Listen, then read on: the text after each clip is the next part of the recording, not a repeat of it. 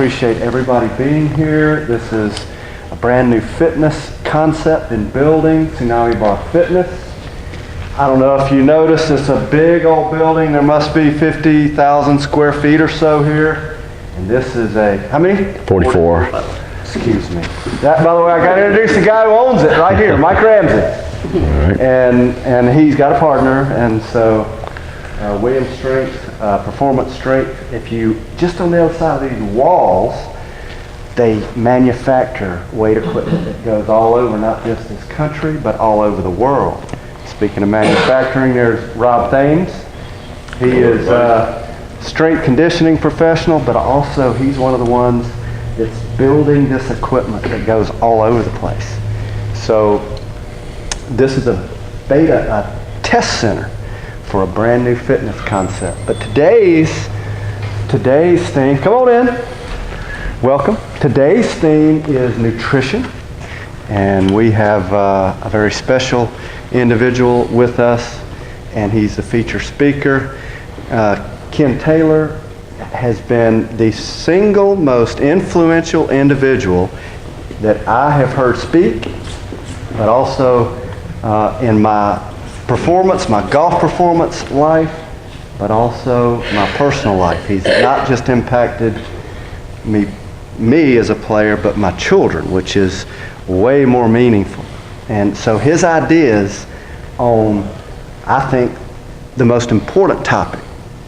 We eat for not just performance, and golf's important, soccer's important. In fact, I do want to welcome a few of KT's guests. I just introduced Matthew to the group. Yep. Thank you very much. Yep. Mm-hmm. And with, there's no question sports is important, but how we perform day to day, that trumps all. So without anything further, I want to kick it off. I do want to mention Tsunami Bar Sports is a brand new fitness concept that we're going to introduce next Wednesday. And KT is a big part of it, Ken Taylor that is. And with, I do want to mention a couple things about my brother KT. He is a former South Carolina bodybuilder. Yep. He's also Gamecock. He is not just a champion bodybuilder, but also a champion golfer. He is the ultimate student. I haven't met anybody that is more committed and passionate about taking care of their body, but also trying to help other people. So it's a privilege. By the way, thank you for being here with the weather the way it is. I know schedules get complicated, and I know you had Snowman and Bill, but thank you very much. Let's give him a hand. Thank you. Thank you. I appreciate that introduction. It's probably makes it seem like I'm a lot more than I am, but I am humble in the fact that I have been around some of the best in the world as far as strength and conditioning, fitness, nutrition, professors at the university. If you guys get a chance, I got a brand new website that just went up last night. It's called KenTaylorFitness.com. It'll tell you a little bit about my background, and I don't want you to look at it in terms of seeing any kind of successes or accolades I had. I want you to look at it to kind of understand my association with the people that have given me this cultivated culmination of knowledge that I try to share with people. So, and I've done a lot of this through trial and error. So, you know, my thing is I'm trying to save you time.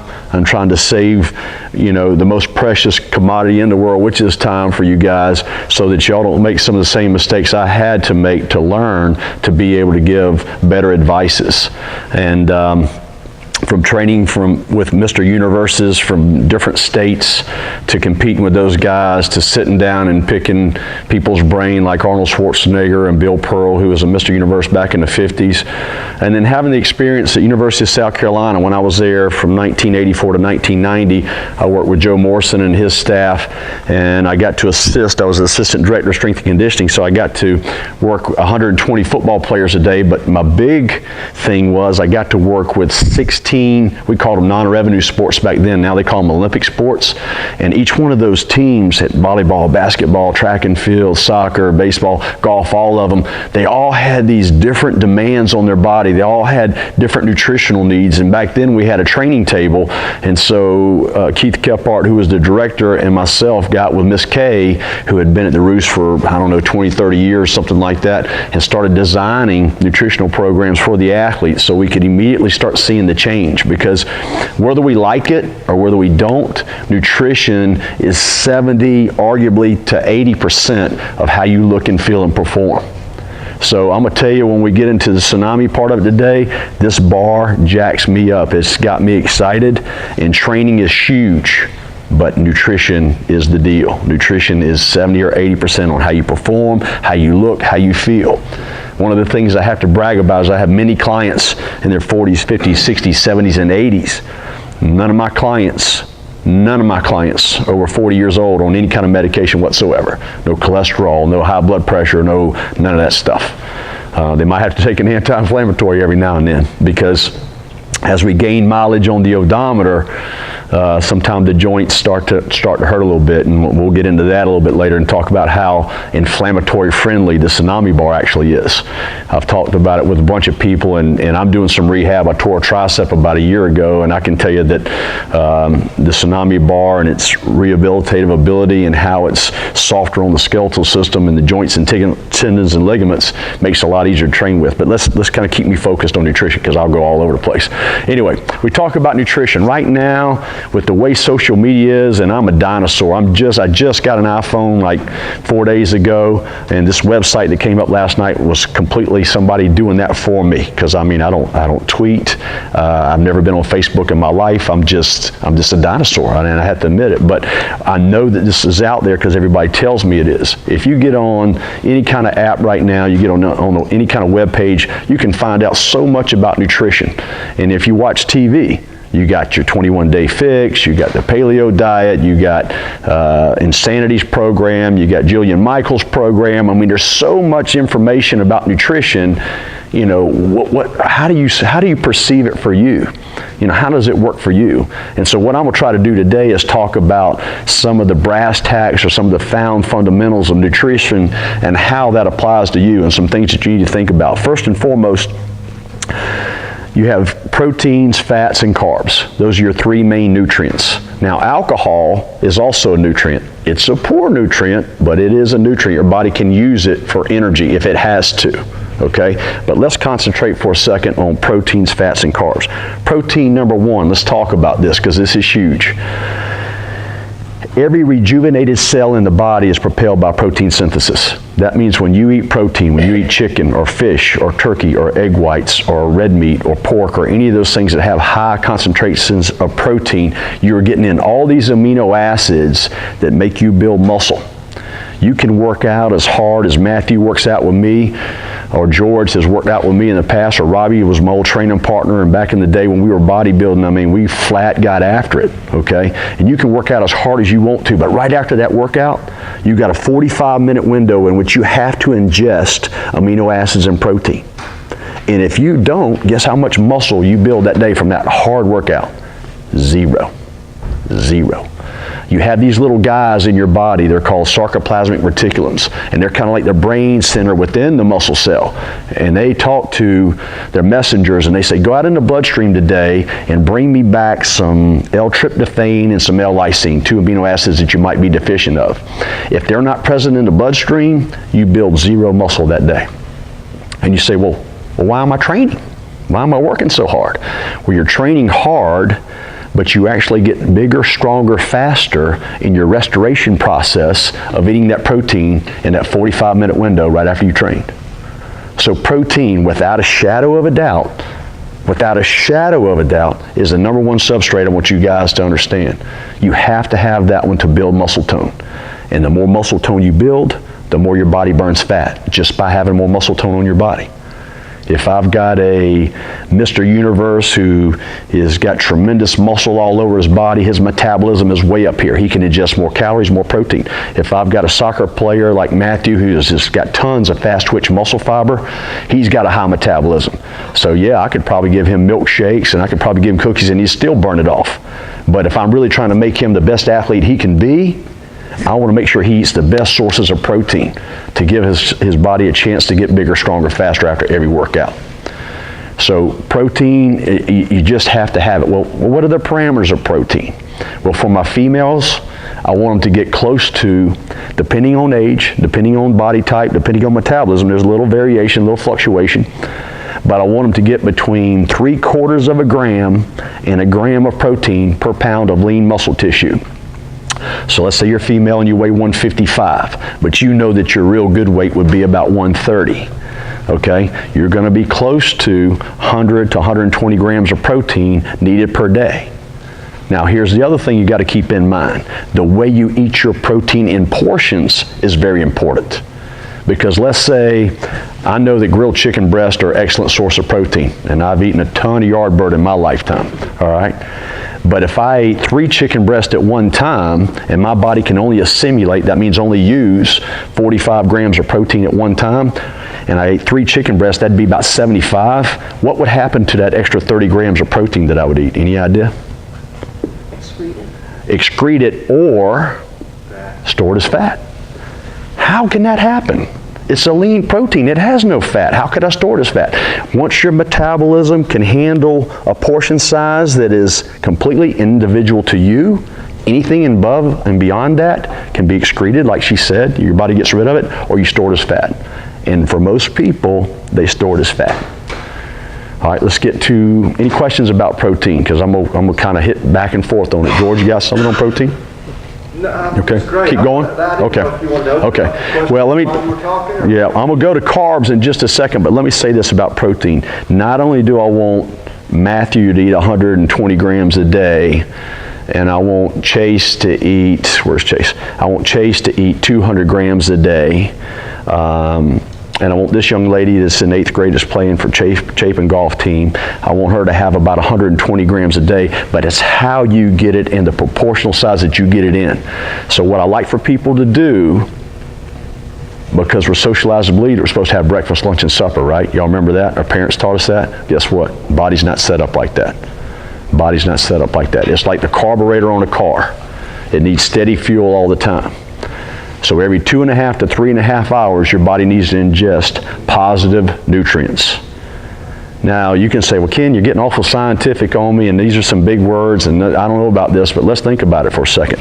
Here's a spectrum of nutrition for every single person on this planet. These people over here eat for pure taste. These people over here eat for pure performance. And each one of us are somewhere on the spectrum. And you get to choose which end of the spectrum you want to be on. Because trust me, I had a lady named Wendy Bailey who came to me and she weighed 345 pounds. And we had some work to do. And a year and a half later, she weighed 160 pounds. And it was some work. But she decided that she was going to go from this end of the spectrum to this end of the spectrum. And she was a professor at the university, probably one of my greatest success stories. When somebody loses 150, 160 pounds and does it the right way, it's monumental. It's not monumental just from seeing the transformation in her body, but it's monumental from seeing what it did to her psychologically. Because every day when we step up in the mirror, we have a self-image. Every day we get up in the mirror, and each one of you should be saying something in the mirror, because that self-talk goes from your conscious talk to your subconscious mind, and it's listening. First thing I say when I get up in the mirror in the morning, man, you're the best putter in the world. That's number one. Second thing I say is, okay, God, humble me today, make me get better. Okay? Those are the 2 things I say to myself every single day. So we got to get into our self-talk. Yours may be, I got to eat more protein today so I can be bigger, stronger, faster in my sport. But your protein consumption, that is the most important thing that I want you to take away from today. We'll talk about carbs, we'll talk about fat, but protein consumption. Yes, sir? Good. Since it's, to eat like that, it's pretty tough for a lot of people's schedules. Right. Can you get it truly from protein drinks? Okay. Bioengineered food is what Mike is talking about, and they have improved a ton. Because back in the 80s, when there was only one nutritional company in the whole world, Joe Weider, or maybe MLO, there might have been two, we would consume things like pre-digested amino acids to try to get the protein in. They smelled terrible, they tasted worse, they looked bad, and now that I look back on it, I'm like, well, who in the heck pre-digested them? And do I even want to know? So it's come a long way. Right now there's supplements out. I use one every day. It's called Ultramet. It's made by Champion Nutrition, and it's 42 grams of protein, and it's got about 20 grams of carbs, and it tastes great. And here's the thing for you guys. I love for you to be disciplined. I love for you to be hardcore and be an athlete, but let's get real quick. A lot of us were raised in the South, and I was too. Grits, gravy, biscuits, fried chicken, pound cake. Man, I had it all. I had to change. Every female in my family, 250 and up. Not real healthy. Best cooks around South Carolina, but not real healthy. So it was really a change for me to have to change from, again, pleasures of palatability over here to performance base over here. But you had that choice to make, and guess what? There's some give and take, and there's some gray areas that you can kind of get to get there. I didn't go from drinking 2 gallons of sweet tea and eating McDonald's on one day to becoming a championship bodybuilder the next day. That didn't happen overnight. That took me a long progression. My training partner, not Robbie, but another one, and I almost went to blows when he said, "You are getting rid of that sweet tea." And I'm like, man, I love my sweet tea. My mama must have put it in my baby bottle. I'm not getting rid of this thing. But he made me. And when he did, all of a sudden muscle definition come out. My ankles went down about 1.5 inches. It was unbelievable. I didn't realize that the concentrations of carbohydrate and sugar in the tea were holding me back as an athlete. But it was. So let's get back to the protein thing. Mike says, how do you get the protein in that I'm asking you to get? And you don't have time to sit down and eat chicken breast 3 times a day, or eggs, or egg whites, or turkey. Well, there are protein cookies right now called Triplex, chocolate chip, oatmeal raisin. Matthew, have you ever tried those? Pretty good. Pretty good. I have some of those because I'm busy with clients all the time and I can't sit down and eat. The Ultramet, you got Muscle Milk that's at the convenience stores. All those things are good, but I want you to understand something. No matter what supplements, and supplement a diet, the better the diet, the less supplements needed, the more poor the diet is, the more supplements are needed. Supplements will never be as good as whole foods. So if you can eat whole foods, get it. But if you can't, get you a bioengineered product on the fly. But here's the thing I want you to understand about. When y'all go to get a car, y'all know that a Kia isn't quite as good a car as a Lexus, okay? Or a Mercedes or whatever. Well, protein's kind of the same thing. It has a rating system. You have what's called a PER ratio, protein equivalent ratio, and that ranks all the protein. Chicken, fish, right at the top. Egg whites is probably the purest form of protein you can eat. And everybody says, well, you don't eat the yolks. Well, yeah, you can eat the yolks if you want to, but the protein is in the white, all right? So that's the best. Then you start getting into pork. Then you start getting into some of the manufactured proteins, casein protein. But ion exchange whey protein is decent, but egg albumin protein is even better. So there's different forms of bioengineered protein, and some of them are good, but again, they're not going to be as good as your chicken or your fish or your egg whites or your turkey. Any questions about that while I'm right there on that protein topic right there? Beef. A lot of us like beef. Love it. And talk about lean cuts. Right. Versus. Right. I was in high school when I wasn't playing football or playing sports. I was a butcher, so I learned how to cut up. And back then, they didn't even have boxed beef. They had just like Rocky was hitting in the movies and stuff like that. So I actually cut up the whole shanks and everything. And I'd cut up the meat, and I'd see the fat would be marbled in different areas. And so I wanted to know what was leaner and what had more fat to it. Well, the leanest cuts of red meat would be like round steak, flank steak. But make no mistake about it, the ribeye, the fillets, those are still high protein, but they also have a good bit of fat in there. There's 20 grams of fat in a 4-ounce piece of fillet, but it's good fat. And so right as I get ready to go into fat, we'll go into fat right after protein. All fats are not bad. This country is fat. I mean, this country is real fat, okay? Now, let's make no mistake about it, but they didn't get fat by eating fat. They got fat by eating too many carbs. And we'll talk about that in a second. Did I cover everybody's questions on protein? Okay. So let's get into fats a little bit. So everybody's heard about essential fatty acids. What do essential fatty acids do? Well, in these joints that we have, and Robbie and I got some pretty rough joints, but in these joints that we have from moving them and lifting weights and playing sports or whatever, in every joint you had this little thing called synovial fluid. And that fluid has a lot to do with how much fat you eat and the right kind of fats. And if you don't want a lot of inflammation, you better make doggone sure that each meal has maybe 15 to 20 grams of fat, depending on, again, your metabolism and your expenditure. If I've got a female who's trying to watch her weight and she's trying to get her waist smaller, I may only have her at about 7 or 8 grams of fat per meal, but she's going to have some. Now, if she decides that she wants to lose weight by having a higher expenditure, and she doesn't want to use a lot of carbs because she knows if she depletes her carbs a little bit, the weight comes off fast, then I will actually have more fat. Fat is a substrate that provides 9 calories of energy, where protein only provides 4 calories of energy. So if protein gives you 4 calories of energy and fat gives you 9 calories of energy, it almost gives you 2.5 times the amount of energy. So fat's not a bad thing. It's just how do you eat it and what types do you do. You want the saturated fat. You don't want the monosaturated or the polysaturated. You want the saturated fats, the good fats that come in fish, the good fats that come in red meat. And I'm not a pork eater because in bodybuilding we had to get our body fat percentage down so low that we had to go with the absolute leanest sources of protein. But when I went to Titus Performance Institute last December, they were really doing studies and came back and said, you know, pork is really not, is pretty good. It's protein and it's got some fat in it, but it's not a bad fat. So my daughter eats bacon every day. She loves it. I haven't digested that enzyme since 1987 when I ate barbecue on 4th of July and I thought I had to go to the hospital. Because let me tell you this, you guys are, and y'all might have experienced this, hopefully you have already, but every year, every single year, your body develops food allergies, whether you know it or not, whether you like it or not. And if you take something away from your nutritional plan and maybe try it back in a year, you'll have a symptom and you won't even pay it any attention, but it's a food allergy.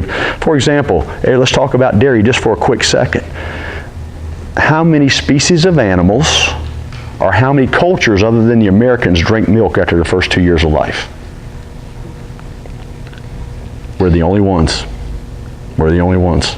But yet when you watch TV, got milk, does a body good, all the 9, right? But the problem is our bodies can't break it down anymore. The digestive enzyme needed to break down lactose, which is the milk sugar in your dairy products, your body can't break it down anymore. You ever go get a big bowl of ice cream and then about an hour later nobody's looking and you go, yeah, and that's your body telling you it cannot break that down. So I eliminated dairy back in 1982 or 83. And people say, well, how do you get your calcium? And my daughters, they're like, well, Dad, don't I need calcium? And I'm like, yeah, you do. Leafy green vegetables, we ton it. Fibrous vegetables, broccoli, cauliflower, squash, zucchini, those are the best carbs you can eat. Are they as fun as the potatoes and the rice and the pasta? No. Do they taste as good? No. Can your body use them twice as fast and better? Absolutely. I want you to think about it like this. In your mouth, it's like a pair of scissors, okay? And so if you took a carbohydrate chain, which is like a potato or rice or pasta, it would take that pair of scissors a long time to go through that carbon chain just like that. But short carbon chains, carbohydrates, fibrous carbs, they're like this. So if you eat green beans, squash, zucchini, mushrooms, things like that, boom, boom, boom. What happens if this pair of scissors keeps going faster and faster and faster? Digestion goes faster and faster and faster. So what else goes? Everything goes faster, faster, and faster. Heart rate production, muscular growth, everything. When you amplify one system in the body, you amplify all systems in the body. There's no way I can increase my heart rate and not have greater cardiac output. There's no way I can increase my heart rate and not have more hormonal release. Okay, so that's the great thing about nutrition. You can not only control your fitness, you can not only control, when you go to the doctor and what your checkups are like, but you can control how much muscle you have, when do you have it, how to use it. It's all really dictated by your nutrition.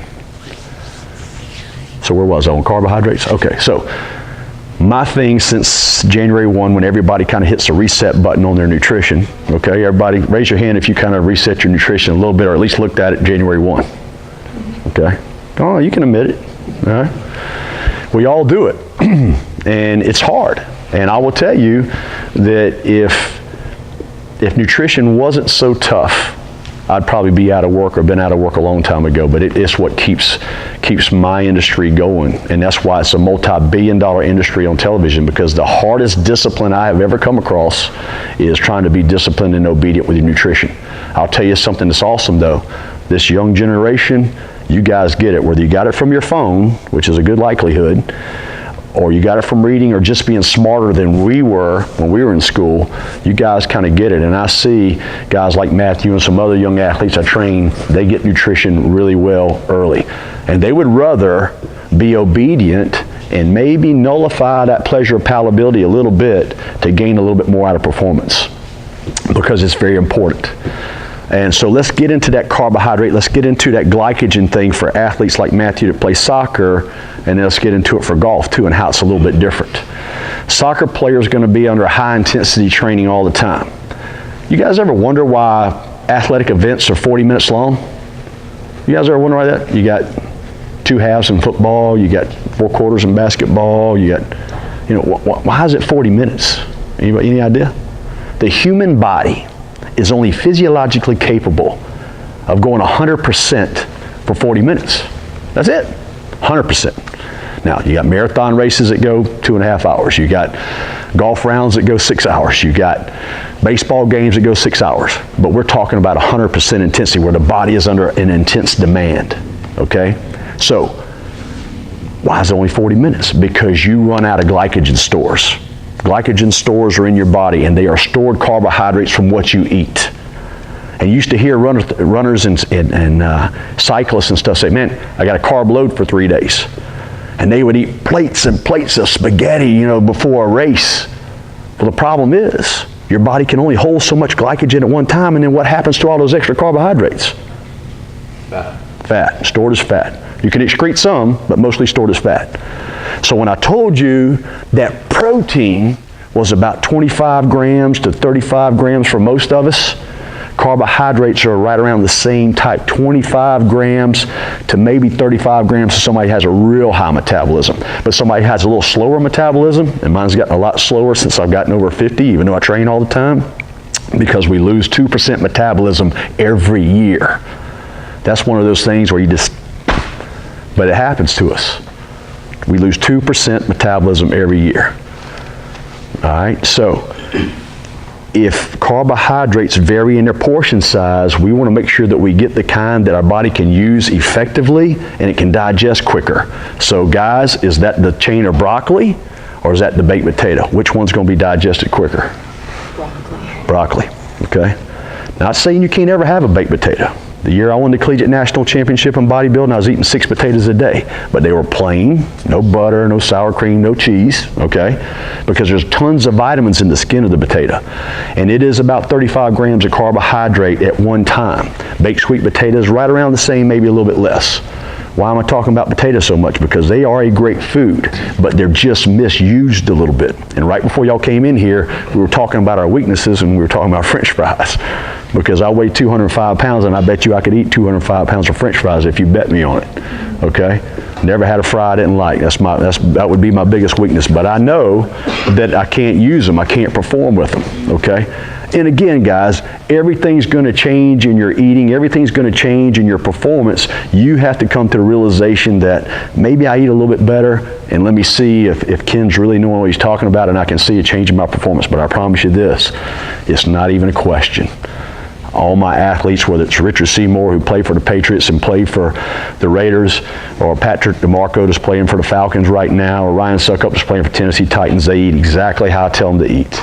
And it works. And they're getting better and better and better every year. And it's turned out to be good for them. Now, golfers, that's a harder sell. When George got me involved with doing these nutritional seminars at Hickory Knob, and, the young kids kind of gravitated toward it, but the parents are sitting back there going, I ain't eating all that. My parents did this and they did that, and I ain't eating all that, Shit, I'm eating my biscuits and I'm eating, and that's fine. But you have to get to the point where you understand how the carbohydrates work for your body. And that's where America's getting fat. Too many carbs, and they're too easy, they're too accessible. And fast food's set up just to kind of give you more carbs than your body could ever burn at one time anyway. So, any other questions about carbs before we kind of get into it? Yep. Is wheat bread any better than white bread? Wheat bread is better than white bread. That's a great question. And it gets me into what you guys really need to take is your second major thing from this seminar. I talked to you about the protein and how important that is. All carbohydrates are listed on what's called a glycemic index. Okay? Write that down, glycemic index. Don't ask me how to spell it, but sound it out and do your best, okay? You can get on the glycemic index and it's got every carbohydrate rated. And of course, ice cream and things that are very high sugary are going to be way up there. Can anybody name a fruit that they think is good for them, but it might be high on the glycemic index? Banana. Banana. Banana's about 140, and that's pretty high, but what's worse than that? Apple, grape. Apples are awesome, like 42, one of the lowest, which is great. George said grapes. Don't they make wine out of grapes? Yeah. Don't women love wine? Yeah. Don't all my clients drink wine? Yeah. Okay, and that's a big problem. Not only because the alpha beta molecule in alcohol kills metabolism, but grapes are so high, they're about 190, so they're right up there with ice cream and honey buns and all those Milky Ways and all those kind of things. And you go, well, that's not any good news. What kind of fruit can I eat? Well, blueberries, blackberries, raspberries, strawberries. Watermelon's not too bad. Apples are awesome. Any kind you want. Rome, Gala, Granny Smith, whatever. All fantastic. Those are very low glycemic fruits, and we need those things. They got tons of vitamins in them. And the banana's good because it's got a lot of potassium. And I don't know if y'all know it or not, but you know one of the biggest things about potassium, which is awesome? It helps with muscle contractibility. If you want to be able to work out harder, longer, and faster, your body has to have lots of magnesium and it has to have lots of potassium. So if that's not in the bloodstream sometimes, you ever start working out and all of a sudden you just fatigue? If I asked this young man to get down and give me 50 push-ups, and he got to about 30, his muscles will start to quiver a little bit. I don't know, he's pretty strong. He might get to 50. But if he got to 30 and his muscles started to quiver, it would be because possibly he doesn't have enough potassium and magnesium in there to keep that muscle contraction to go. So real important.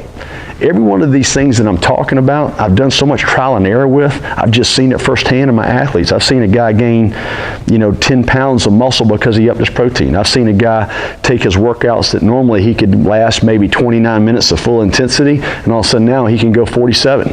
Yes, some of that's cardiovascular benefit, but a lot of that's having the right nutrition, the right fuel to be able to push it. So we talked about proteins, we talked about carbs, and we talked about fats. Any questions about how that affects you, what you're looking for, things in your diet that you may be fond of, that you don't know if you can give up, things that may help you, portion sizes, what do they look like? Because here's the thing. For 14 years, and this is a true story, I weighed everything I ate on a food scale. I charted everything I ate for 14 years. I drank water and only water for 14 years. Now, that's insane. I know that. I mean, who does that, right? I get it. But that's how important my sport was to me. I'm not asking you to be any part of that, but I'm telling you from that process and from working with 16 different teams during the day, and in between working the teams, I was going over to the exercise science lab, and we're seeing how substrates, which are nutrients, affected the body. And they were telling me, Ken, nutrition, I don't know if it affects that body that much in training. And we're cardiovascular experts, and we don't think that your weight training has any aerobic benefit whatsoever. I said, well, I tell you what, let's test that theory. So Gatorade came in, and they were doing studies on athletes to see truly, in fact, if Gatorade would help you replenish those glycogen stores enough to help you in your sport. And guess who one of the guinea pig was? Me. I said, man, stick a needle in my arm, stick the catheter in my arm, spin my blood every hour, and I'll do any kind of training regimen you want me to do. So they did that for about 4 weeks. And I had the mask on with like Darth Vader and the whole thing, and they were spinning my blood, and they were coming out with these numbers, and their eyes got big, and they're like, Are you serious? Can you really get that much oxygen in your system through weight training and strength training? Can you get your heart rate up to 220 like that? Is that possible? And I'm like, you just saw it. So it changed the way this university, which is a fine university, and they got great exercise science people over there, but I helped them learn some things as they were helping me learn some things. So getting back to my point, my softball girls, my volleyball girls, all of them had different nutritional needs, and you all have different nutritional needs. So now's the time to ask me questions about your nutritional needs. Yes, sir. So like, what's an easy snack that has high protein, but you can eat it throughout the day? If you found a cookie or a protein bar, and let's talk about that protein bar real quick. There's a million of them out there right now. Oh yeah is a real popular one. No G, that's got no glutamine in it, is a popular bar. Some of the ones that y'all see in the grocery store, hit me with them. Quest. What's that? Quest. Yeah, Quest. Balance, Quest bar. Fit Crunch. Detour, Cliff, yeah. Now Cliff Bar came a little bit more from the endurance athlete. It came from more of the rock climbers first, that's why they call it Cliff Bar, and then trickled into the triathletes and into the distance runners. Most of the bodybuilders are going to go more with the Detour. They're going to go with the Champion Nutrition stuff. They're going to go with the Twin Lab stuff. But here's my point about all protein bars. This is the number one thing you need to look to. When you pick up a protein bar, look on the back and flip to the sodium. If the sodium is higher than the potassium, it's a no-go. Why? Because sodium makes your body retain water. Potassium makes sure that the water goes inside the muscle where it belongs and where it's useful and where it functions. That's real big. And I really hadn't even stretched on sodium versus potassium yet, but that's a huge one. Okay? So here's the thing though. Again, I'm trying to get you guys off of, and I'm going to maybe insult you here, but I'm trying to get you guys off of Southern cooking and get you in a little bit more performance-based nutrition, right?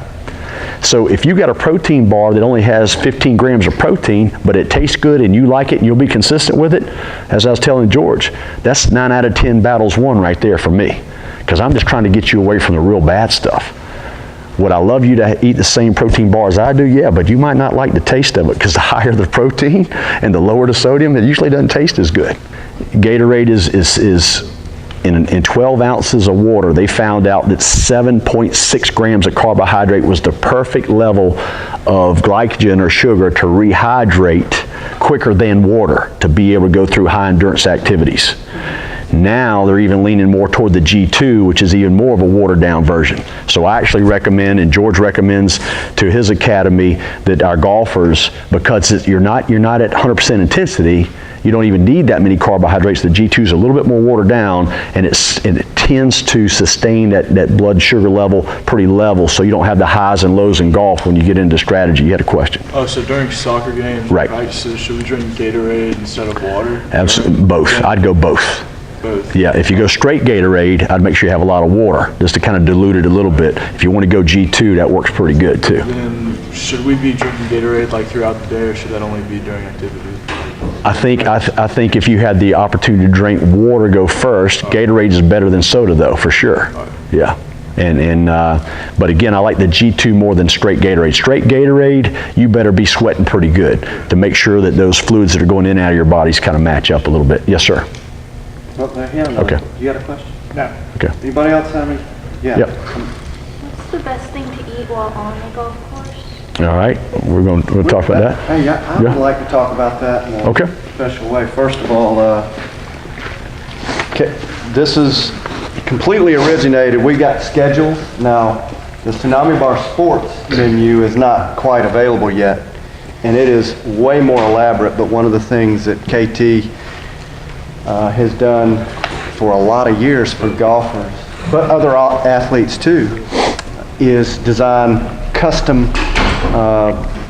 schedules, nutritional schedules. And I got a sheet of paper, but Chase is going to get your email, and we can send you sample nutritional guides. And these schedules, what I can tell you, I want to tell you a quick story, and this happened not once, not twice, but 3 or 4 times.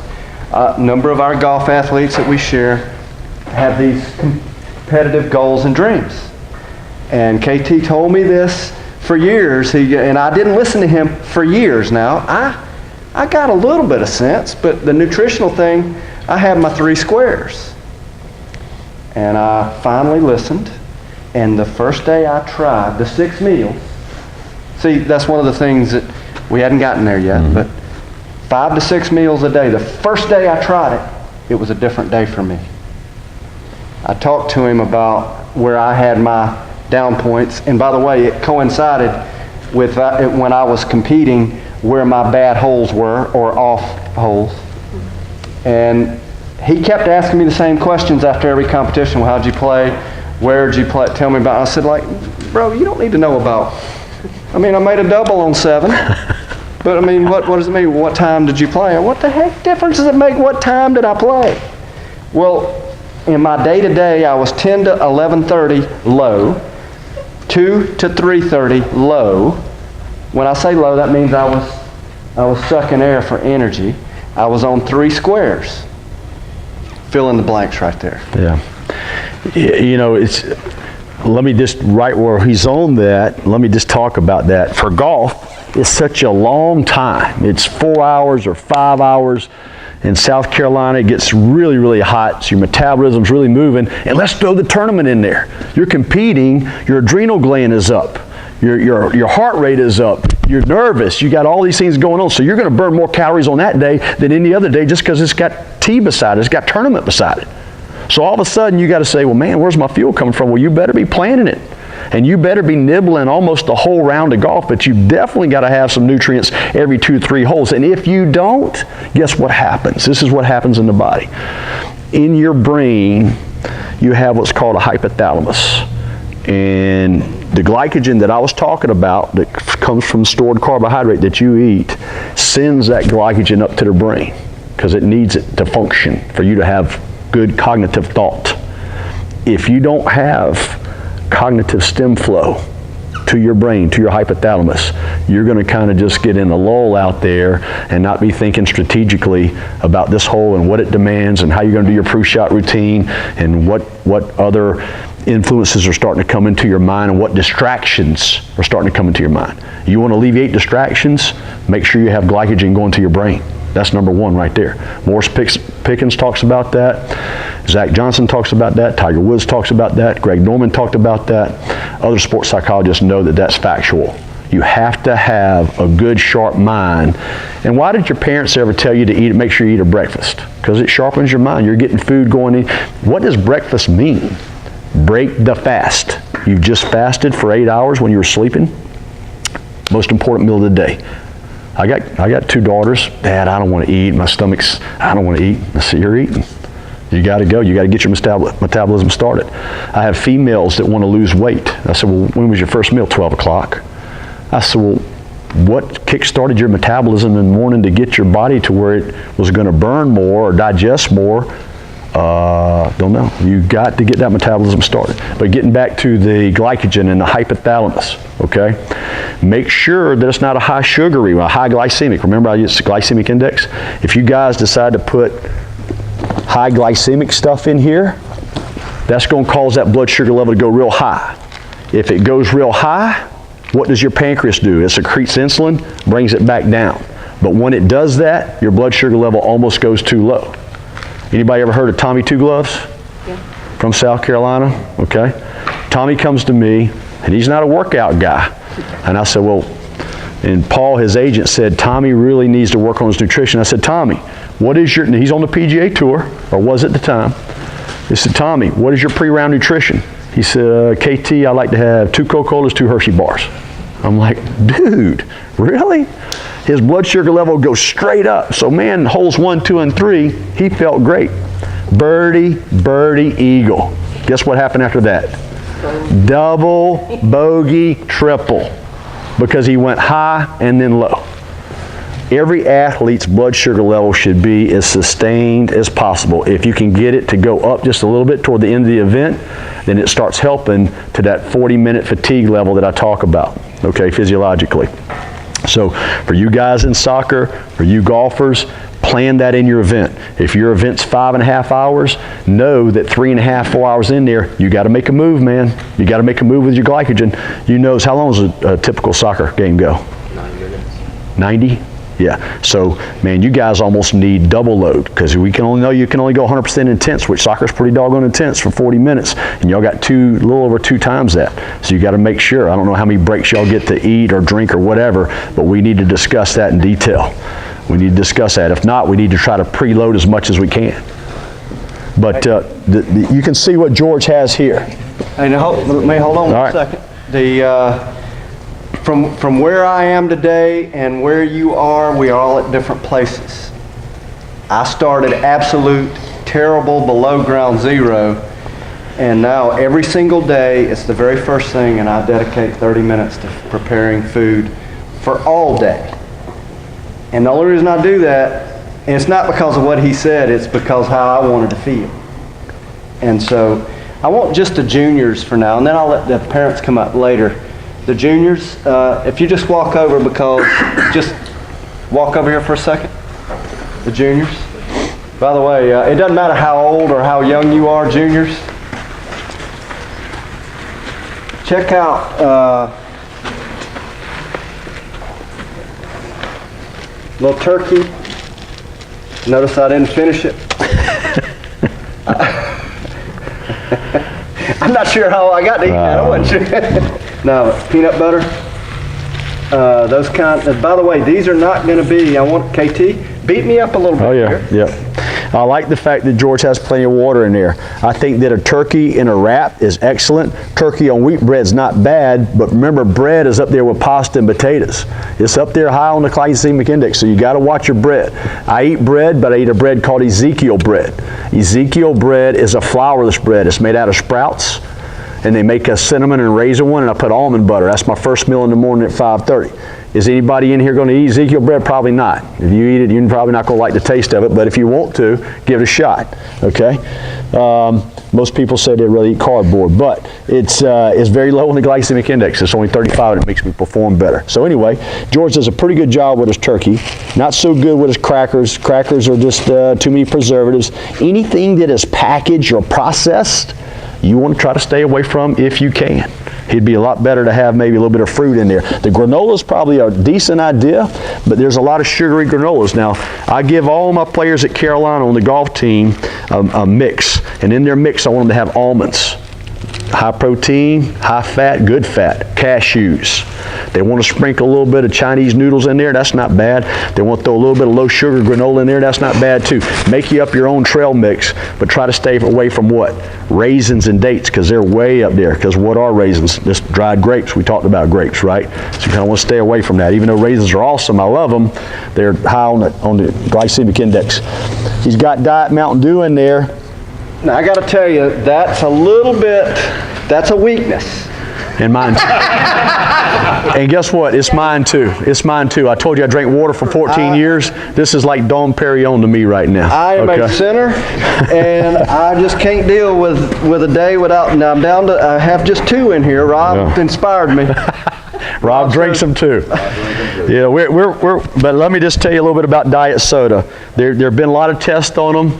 They're not 100% sure that aspartame is causing problems. They think that saccharin did. Now everybody's leading more towards stevia as a sweetener, as a natural sweetener. But I can promise you this, regular table sugar, okay, sucrose, you take that in high concentrations, it'll do a lot more damage than anything else I've been talking about.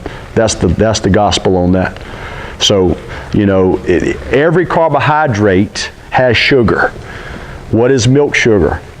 Anybody tell me? Lactose, right? You hear about lactose intolerance. We talked about that. That's milk sugar. Fruit sugar, fructose, okay? Something like this bar, probably glucose in here. So they're all carbohydrates, but your body handles them different, and that's why I want you guys to do a little bit of research for me and go to that glycemic index. You want to take 5 pounds of unweighted weight off of your body like that, go to the glycemic index and look at your carbohydrates. I guarantee you. Money back guarantee.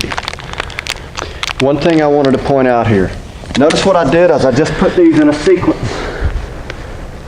All right, I've already eaten this one. Some of it. Most of it. All right.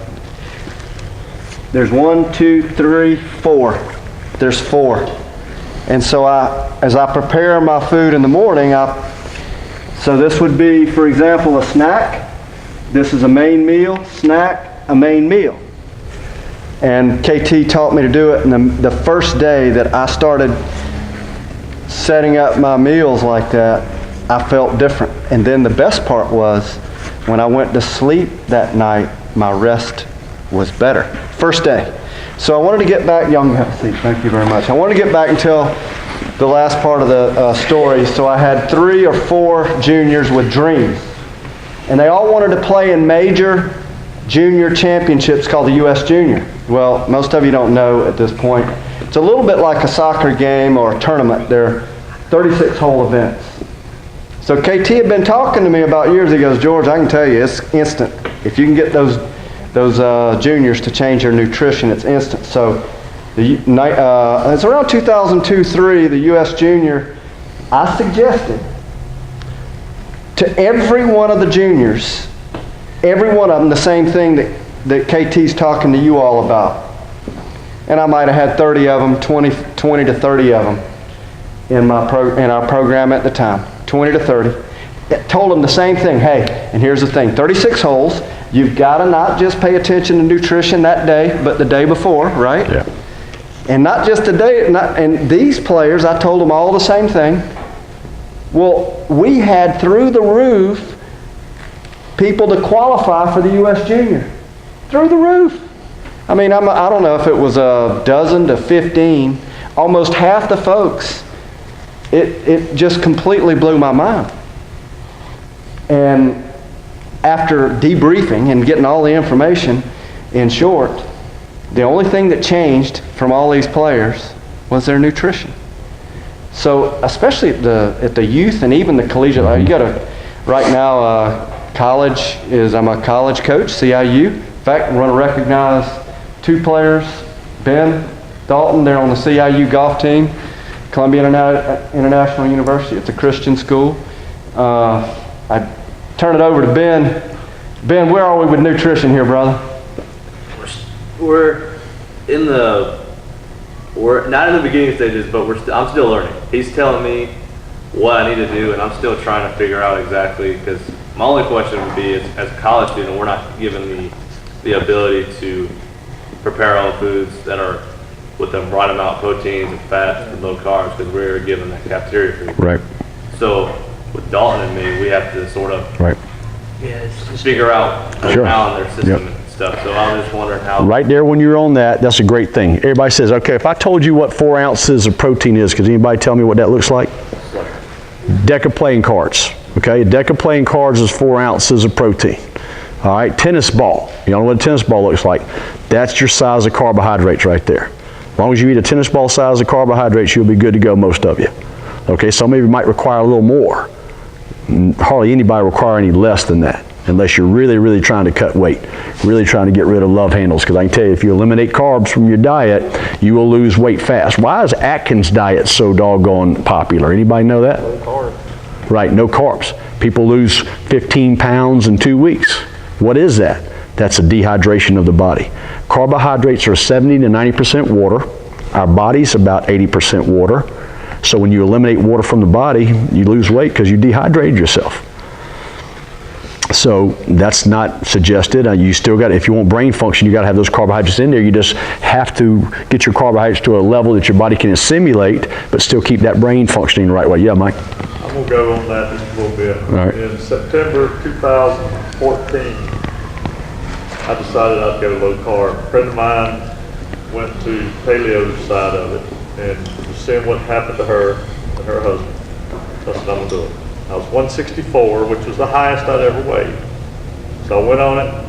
Within 3 months, I was 148. I stayed on it until for about 18 months or so. I got off in December of 2015.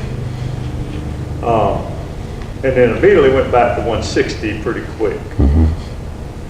I felt great from my body, but my arthritis hurt some more, because I have some arthritis, but not a lot. But it's like, in my energy levels, well, first off, when I started working out doing the training center here, I had to start eating carbs on the day that we had workouts, or I couldn't even Make it, right. So I changed that up a little bit, and then I was able to keep my weight down. But it's like, I wanted to find that diet that I can cut some weight, but still have energy. And I burn a lot of energy from my mind working. Right. And when I have Right. days I work real hard, I'm spent energy-wise. Right. Just like I think you would do as if you were Right. out, playing a sport or Right. doing whatever. And Right. that's what I want to do, is learn how to keep my energy level up the whole day, still get my weight back down to about, I really want to be about 154. That's a good weight for me. And see if I can find a balance, because you can do it with that low carb stuff, but it just gets, I didn't feel, like I say, my joints hurt more. Right. And a lot of things happen, so. You just can't, you know what the preferred energy source of the body is? It's carbohydrates. Your body likes them. Let's talk about that for a second. I just talked about digestion of carbohydrates starts here. Protein and fats is down here in your small intestine. So the first thing that your body can respond to is going to be your carbohydrates that you eat. That's why people love to eat them. They immediately get some satisfaction from starting to digest carbs here. Put a piece of sugar in your mouth, you got more energy just right away, right?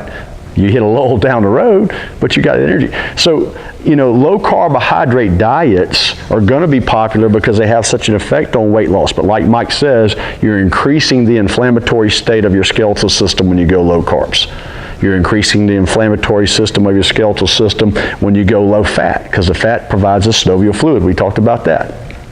But what balances the whole thing is your protein.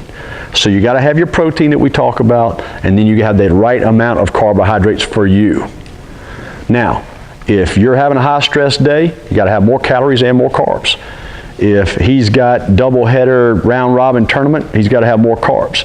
If you've got a college match, and this is for the NCAA qualifier to get into the top 16 teams in your division, you got to have more carbs because your adrenaline is going to be up more. Okay? So when George came and watched me, I got lucky enough to play in the Heritage Pro-Am one year. And this was maybe a year or two after I watched him play in the Heritage when George qualified for it. And knowing what we know now, back then, we'd have fueled him even a little bit more, because he even got a little bit tired on the last two holes. Well, the same doggone thing happened to me, and I'm supposed to be the expert, but I'm so excited about playing the Heritage Pro-Am, and I'm playing with Joe Ogilvy, and I'm having the round of my life. I'm even par through 16 holes, maybe one over, even, I think. I get to 17, 18, and I managed to somehow get maybe a bogey or par on 17, 18, I doubled. I mean, I just completely ran out of fuel and hit the worst tee shot I hit all day long. And he looked at me, he said, you got nothing left. You ain't got nothing left. And I didn't. My adrenaline was up. I was playing with a PGA professional, and I was out driving him. Now, I got to play from the members tee. He's playing from tips, but I was still out driving him 40, 50 yards on every hole. And I was making putts from everywhere. And but just playing inside the ropes and having that feeling that what you see on TV was awesome. But my point is that anytime your excitability goes up, so goes your adrenaline, so goes your metabolism, so goes your requirement for more food. Otherwise, you will run through what you normally go through, and you start pulling on your body. When you start pulling on your body, my daughter calls it hangry. She gets hangry. Half angry, half hungry, she calls it hangry. And she's right about that, and you've been like that. You're a pretty nice person, and all of a sudden you went past 3.5 hours on your eating schedule, and you're driving in traffic. Well, guess what? You're saying things you would never say before because you're hangry. And that's one of the things about golf, like Mike, to address where Mike is exactly where we as golf athletes are.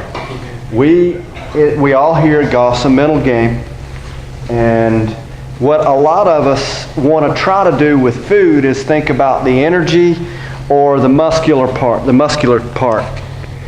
This from here down, we want to associate the nutrition with that. For golf, I could care less. Your brain has got to have this to not just make good decisions, but to make great decisions. That's what the biggest discovery that I made personally, but even more satisfying. And parents, some of you might be here, and I noticed, was it Corley? I think Corley had about enough. But you might be stunned at what he takes away from the day. Mm-hmm. I have been stunned. The first thing, Mom and Dad, and by the way, if you decide to engage, I'll just say, is not as inexpensive to eat correctly. But there are ways I've learned to navigate, and then I can still have a little bit of weakness and sin in here, a little bit. The whole thing is, if you, like, you start plugging in the schedule, but he hates this. Bad calories, better than no calories. If you hit deficit, all right, talk about that for a second. Yeah, and I've used that term in my clientele forever, and I hate to tell my athletes that, I hate to tell my clients that. I would rather you eat bad calories than no calories. So I don't want you to think that that's a green light to get a McDonald's, okay? But I'm just telling you, if you ate a Big Mac, there is at least some nutritional value there, some, not much, but some. But when you eat nothing, there is no nutritional value there. So yeah, and if I'm going to get you guys in a cyclic fashion or where you're eating on a cycle and you're eating 3 meals a day and then all of a sudden you're getting real hungry, you say, Ken, I think I need 4 meals a day. Then you go to 4. You let your body tell you what it needs. But don't just think that because you've done something a long time the same way that that's the right way. I got guys that come tell me all the time, man, I only need 4 hours of sleep a night. I said, well, you must be bionic, because research has shown that you need 8 hours of sleep, and that's minimum, not maximum, to be as good as you can be. So just because you hear something, or just because something's online, I told you there's some good apps out there, but not every great thing is on YouTube, okay? There's a lot of good information out there that's not on YouTube. And there are some good things on your apps, but not everything. But my point is, all right, let's take, for example, real quick, anybody seen this really good-looking girl that does a 21-day fix on TV? That's a real popular one right now, and she's got these different color containers that she puts her food in, and you can have whatever you want as long as it gets in those containers. That's the one that I really like. My wife is using that one right now. Now, she's using the nutrition that I've been teaching her, and she's a half marathon runner. But she wants to look better and have her waist smaller and maybe see her abs and stuff. And I said, well, do Ivana's, or whatever her name is, 21-day fix, because your portion sizes are measured in that colors. Your carbohydrates, your fats, your wine, whatever it is, your protein, it's in that 21-day fixed. I'm just mad that I didn't come out with the containers, because it's a brilliant idea. And that thing will go for a long time. It'll help a lot of people. It's already tons and tons of success stories. So that's actually a plan that I definitely condone. It's a good one. But as a whole, if you listen to the deck of playing cards, if you listen to the tennis ball and your carbohydrates, and know that there are some good fats out there. People love fish. I mean, fish is fantastic. The only reason why I didn't talk a lot about fish is because when I competed, and this is a true story, Robbie knows this, after I worked my way up the ladder and I went from winning state level and regional level and got into national level, I weighed 280 pounds in the off season, and my competitive weight was about 240. But 240 with a body fat of about 3%. My metabolism was so high that if I didn't wake up in the middle of the night, kind of like some of my young athletes, you don't wake up in the middle of the night and eat a couple times, you'll lose weight between PM and AM. I mean, your metabolism can get that fast. If you ever do a low-carb diet like Mike did and your metabolism really gets going, you'll wake up in the morning and your bed will be wet from sweating because your metabolism got so high. Anybody who's ever jolted their metabolism up, that's the kind of side effects you have. My point is I was eating almost 6.5 pounds of fish a day, and I did it the last 4 weeks before the Mr. USA competition. So when you're eating 11 meals a day of fish, you don't want any fish. And I hadn't eaten fish since 1993. But there's a great protein source. That's my point. A lot of people like tilapia. They like Boston scrod. They like cod. They like grouper. They like red snapper. They like halibut. All of them great protein sources, and you can grill them. But just remember, baked, broiled, or boiled, not fried. And I know fried's the best. There's no argument for me. I'm just saying from a performance standpoint, you get the protein without the fat. Yes, ma'am. Ken, George touched on just a little bit on the cost. Right. You know, and it does cost a little bit more That's to right. eat healthy, but can we do all this from Publix, or do we have to go to 14 Karat or someplace like that? No. Whole Foods is called Whole Paycheck for a reason, and man, they got some good stuff in there, but it's insane. A bag of cashews in Whole Foods is like $15. A bag of cashews in Publix or Piggly Wiggly is like $4. They're still cashews. Okay? So yeah, I mean, eating good is definitely more expensive, but I look at it like this. It's like buying bonds, guys. because everybody that's in my nutritional program, when they go to the doctor, they go once a year or once every 2 years, and they're good to go. They're not getting medications every month. They're not being hospitalized for this, that, and the other. And if you've had a surgery or you've had an instance or you've had a prescription lately and you know what our health insurance problem is in this country, it's a whole lot cheaper to eat better. Even it costs a little bit more to eat good than it is to be having to go to the doctor or a hospital every time you turn around. It's not even close. But yeah, great question. And yeah, we shop at Publix all the time. And I got to tell you, in the travels, I'd be calling KT and asking him, you know, his suggestions, and literally from the airport to destination, if there's a Sam's, if there's a Costco, a couple other, there's another big chain that isn't around here. But yeah, Walmart. You know, I'd go to one of those, and the price differences huge, just way different. And let me weigh in real quick for my students right here, talking about you guys have class after class after class, and it's hard to get those protein sources and whatever. All I can tell you is just think a little bit. Try to put in your backpack whatever you think you can jam in between classes or between class and practice or before weight training session or whatever. And again, the protein shakes that are shakeable and drinkable right now, freeze them the night before. By the time they thaw out, they're still cold and you can drink them. We didn't talk about this, but some of the protein bars, you almost got to put them in like what am I looking for? An envelope. What do you call them? Not Ziploc bag. Yeah, Ziploc bag, and yeah, that's a frozen. Especially if they're going in the golf bag in July, you got a tournament. You got a protein bar. You don't want it to melt. Ziploc bag and freeze that protein bar in the summer. Yep. And it works. And then there's a trick. Yep. I thought he was going to nail me on that, but again, I talked about the mix, and I like my players to graze on this whenever you can. Put a mouthful in wherever you can, just to kind of keep that blood sugar level going, especially between 2 and 3 holes. Yes, sir. Like with the turkey sandwich, would it be better for like a spinach wrap?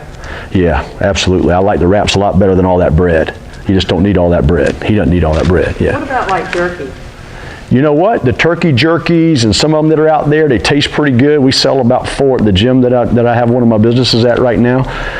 The only thing I'm going to tell you is just look at the sodium. And I didn't really get into sodium, but let me just tell you this about sodium. For every part sodium that your body consumes, your body retains 77 parts water. So if the milligrams are over 200 or 300 on something on sodium, your body's going to retain a lot of water. And the jerky, because it's preserved, it has a lot of sodium nitrates in there, which puts the sodium level up there. But still a pretty good protein source, and it's a whole lot better than no calories, and it's a whole lot better than eating carbohydrates. So yeah, I'd vote it ahead of that one, for sure. Remember, if you look at your diet, and if you really want to get into this thing, because there's easy apps on your phone, you could actually plug in what you eat right now, and it'll give you some feedback as to where you are. But if you ever look at your total sodium a day, if your potassium is higher than your sodium, you're doing so many good things for not only your muscular system, but your heart. It's not even funny, because your heart needs to have slightly higher potassium levels than sodium. Sodium, again, makes your water system within your body work against yourself. Potassium makes it work for yourself. Okay, so potassium is key in heart function and muscle contractibility and all those kind of things. Any other questions? We got some good ones today. Just so you know, there's cereal. Right. And we were running out. I was out. So all I did is poured in a couple little things, different kind of cereals that not high sugar, and then mixed them in with some cashews and nuts and not the best, but it works better than a lot of the other alternatives. Yeah. The latest study, and this came out last week, that you know that 90% of our country is getting fat off of soda and wheat desserts. They call them wheat-based desserts, like honey buns and cinnamon buns and all that. And they said our country is 90% of them are getting fat off of that kind of stuff. Krispy Kreme, and trust me, if y'all know how much of that stuff I consumed, back in the day, or even when I competed. I told you about how intense the bodybuilding shows were.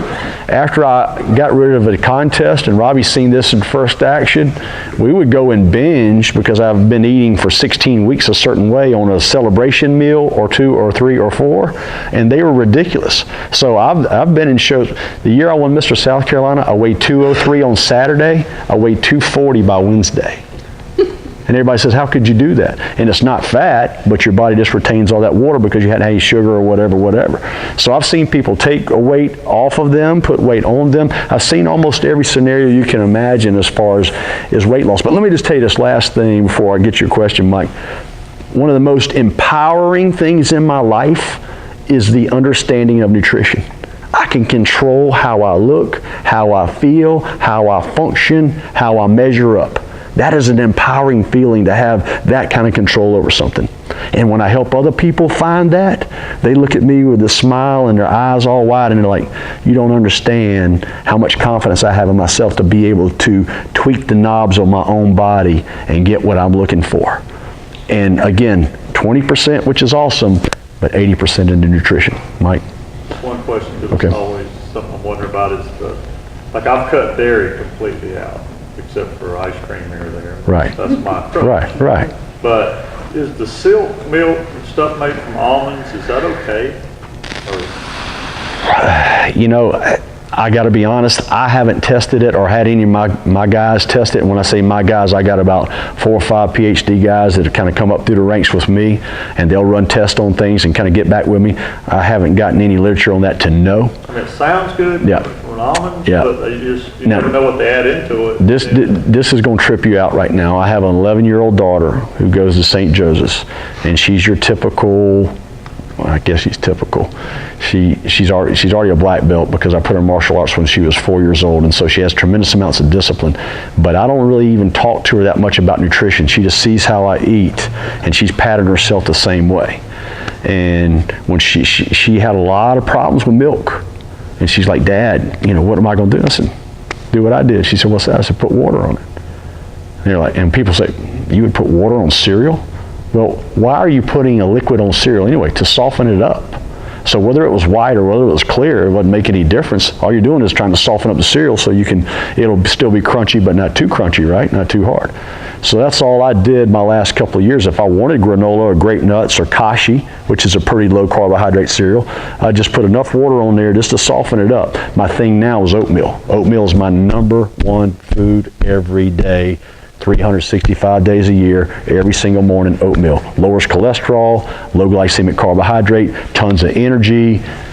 I mean, really lowers your cholesterol. I've got 2 guys that are over 65 years old that have taken 100 points off their cholesterol in the last year from doing my spin class and putting oatmeal in their diet. Only 2 things they've changed.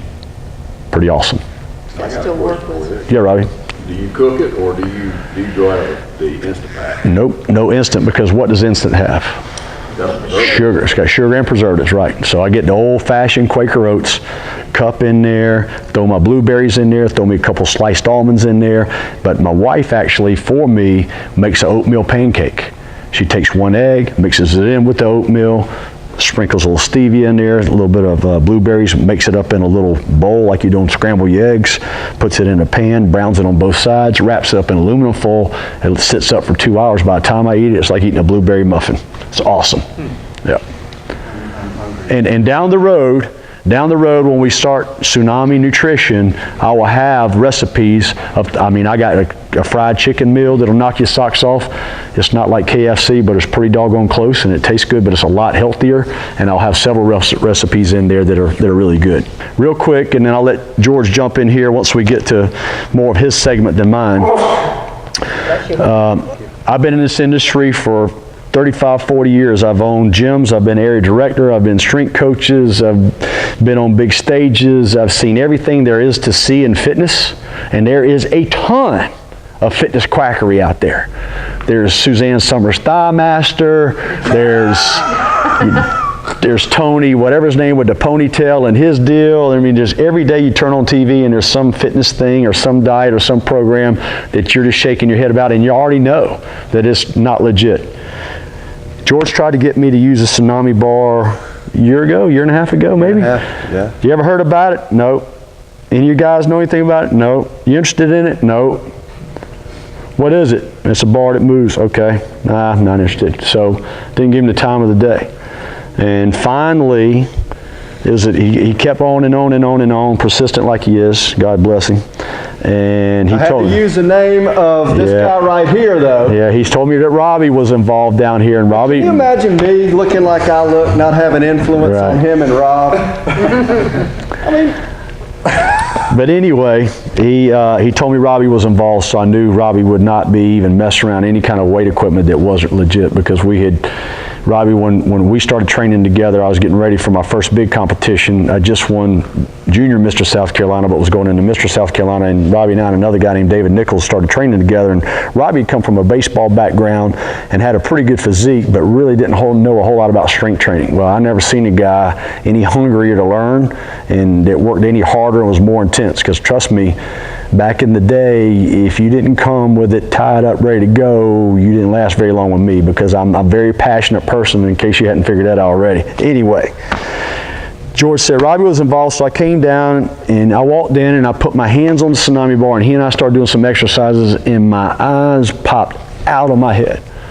Because all my life as a strength coach, working with every single sport and every single athlete, this is what I've always wanted. This is what I've always wanted, but never could find anything close to it. And it's been here the whole time, or for a long time. So anyway, long story short, I got unbelievable feedback from this. Immediately I was interested, drawn to it. I went to Mike. I said, Mike, use me any way you can. I want to be involved with this product. This is unbelievable. This is going to change the way fitness is perceived in not only the United States of America, but in the world. And as I stand here before you now, before we go to the PGA show, I'm telling you, my whole life and the whole life of this Tsunami bar is getting ready to change. And it's getting ready to change big time. And you guys are in on the early stages of it. And Matthew knows it because he's used it, and I saw the light come on with him. Not every one of my athletes is as explosive as Matthew is, but he's able to get a Tsunami kick out of this thing that you could never get from an Olympic bar. And so from these babies, and I'll get into Georgia stuff because I know we're short on time, comes the Tsunami golf bar. And I was even kind of skeptical about that, because I knew he wanted the golf bar for golf. But I wanted the golf bar for golf training for golf. Did I confuse anybody there? He wanted the golf bar for golf, for impact conditioning. I wanted the golf bar to be really pliable, but I wanted to put at least 5 pounds, 10 pounds on there so I work people out with. That's how Robbie and I think. Well, he and Mike, and they developed this golf impact conditioning that has actually helped my golf game immediately. And George was my first coach, and then he took me to his coach, which is Mike Bender, who works with Zach Johnson, and y'all probably know the story there.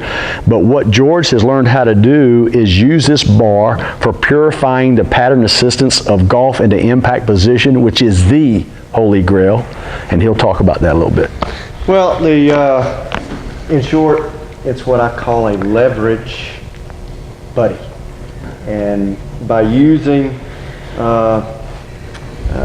this ignition stick in a real simple act, pursuing impact, I've been able to learn how to turn and torque my body. Now, if you take a look at this bar, you can't really see it, but it twists, it oscillates. That's what our body does. It's what the golf shaft does. It's helped my mind and my body come together, pursuing torque, ultimately trying to create a body release to increase club head speed. So that's in short what it does, and there's some real simple moves that go along with it. In the golf swing, you want to keep your left arm straight and your right arm supporting. You want to turn, you want to keep your hips in front of the shoulders. So there's a real simple move that we work on. I just call it the original impact move. This guy right here had been talking to me about stuff for a couple of years. I'm going to interrupt him like he interrupts me and drives me crazy sometimes, because this is good stuff right here. Y'all are getting ready to see why he's so good at this bar and what it's getting ready to do. Because when George and I were going through the trenches together, really learning the golf swing, and I came back from Titus Performance Institute, I said, George, we got this thing called disassociation that is everything in golf. And I said, but I want to see you do it. So I tested him on it, and it was it wasn't great. It was terrible. It was great. But it's like in training, if I'm trying to get you to do an exercise and you're having a hard time, as a teacher, I have to give you pattern assistance. Well, this bar gave him pattern assistance. So let's just say, for example, this is what I'm talking about. So George faced them. All right. Now, you've gotten good at it now, but let's say the average person, if I asked you guys to stand up and do this, which we may do, but you're trying, as a golfer, you're trying to disassociate hips from upper body. He couldn't come anywhere close to that. Now, watch what happens. Watch what happens if I add stability here. He could even turn even better. So anything that adds stability is going to increase mobility. So all of a sudden now, when he developed his golf ball and he got to have pattern assistance and extra stability, look at internal and external rotation. Immediately got better. And he sensed it right from the get-go. Didn't mean to interrupt, but I had to throw it in there. That was the first move, and in short, it just helped the mind-body connection. It really made a big difference in my pursuit of what I needed to do to get better. And I introduced it to others, and it had influence. Then, well, KT just told you where he came in, and then it began to really pop. So.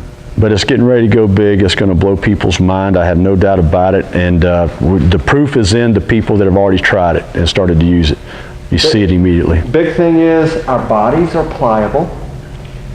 The golf club is a composite material. And everything in golf, you're trying to use an implement in pursuit of the object. And timing, there's this variable called lag, and it's very difficult for the eyes and the hands to get the club head to the ball by working with a product that is similar to our bodies and the shaft. I mean, doesn't it make sense that when you spend time, that you're spending effective time? The shaft and the Tsunami bar have a lot in common. So it certainly made a difference, not just in what I'm doing, but some of the other, all of the other players at this point that it's been introduced to.